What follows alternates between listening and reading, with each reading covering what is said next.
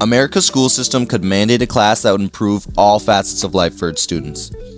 A class that dramatically boosts happiness and reduces anxiety. A class that supports overall health and combats the serious obesity problems that have affected so many lives in modern America. A class that enhances cognitive function and helps students test better. A class that has nearly no disadvantages. Despite this, daily exercise-based physical education classes are not mandated at all levels of school. A daily hour-long exercise class should be required from K through 12th grade because the evidence shows that physical activity positively affects mental health, physical health, and cognitive health. Due to the issues America faces today, no longer can the school system pass up the opportunity to give America's youth the tools to be happier, healthier, and more productive. According to the Centers for Disease Control and Prevention, children and adolescents ages 6 through 17 should do 60 minutes or more of moderate to vigorous physical activity daily. A mandated class would make certain that this standard for daily exercise would be attained every day the school is responsible for their students. With this increased time spent in physical education classes, the curriculum should be more tapered to the students' preferences and physical ability if the school is able.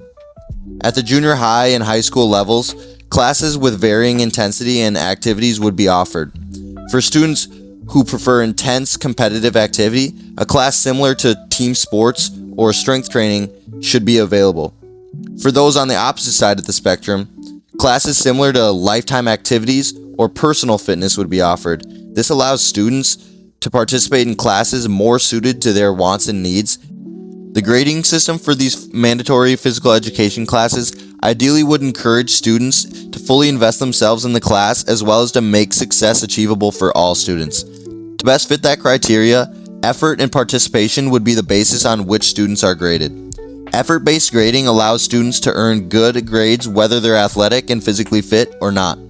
This would promote a positive attitude towards the class for all students, and it would be an easy GPA booster regardless of how well they enjoy physical activity. In the United States, more than 2 in 5 adults are obese, and nearly 1 in 5 children are obese.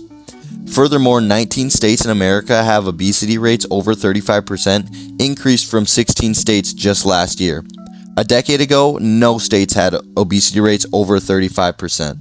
This illustrates how ordinary this issue has become in American culture and how much it is worsening over time. Obesity flat out lowers quality of life for people who have it. Noticeable symptoms such as joint pain, breathlessness, and inability to perform physical activities are all prevalent for those who are struggling with obesity. According to the Centers for Disease Control and Prevention, risks include heart disease, diabetes, high blood pressure, high cholesterol, liver disease, sleep apnea, and several cancers. Exercise induces a positive improvement in the prevalence of obesity and obesity-related diseases by reducing abdominal obesity, systemic inflammation, and oxidative stress, thereby reducing the risk factors of obesity-related diseases. The most notable of current health issues in America is heart disease. Heart disease has taken America by storm over the last 60 years as it has become the #1 killer in the United States. From the year 2020 to 2021, heart attack deaths increased by up to 21% for those ages 45 to 64 and 17.9% for people 65 and older. The numbers are staggering and put into perspective how pervasive this problem is. The 2010s decade saw a nearly 10% increase in heart disease fatality rate for the ages 45 to 65. Heart disease is not a solvable issue as it is too common and too complex to stop. But there are ways to reduce risk and mitigate its effects on the American people. Physical activity is a major independent protective factor against coronary heart disease in men and women, and that unfit and inactive people have double the risk. Mental health issues such as depression, anxiety, and others often go overlooked in our society despite the severe risks they pose for those who suffer from them. Depression has had giant effects on the well-being of societies and is grueling for those who suffer with it.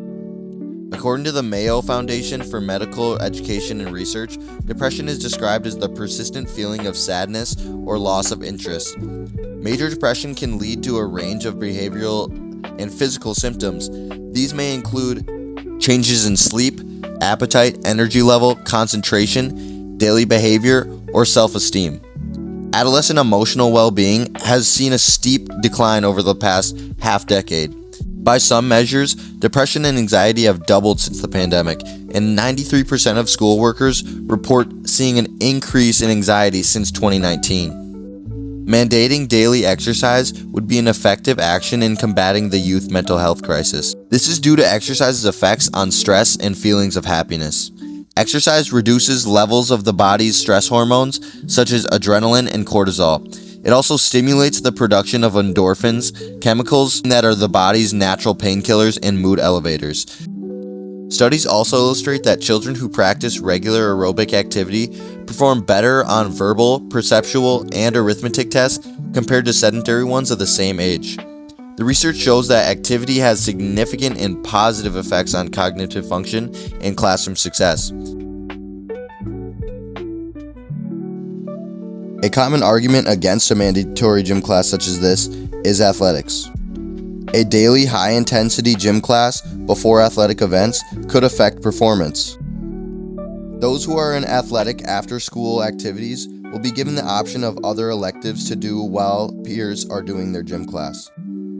This simultaneously promotes extracurricular activities and ensures students exercise daily.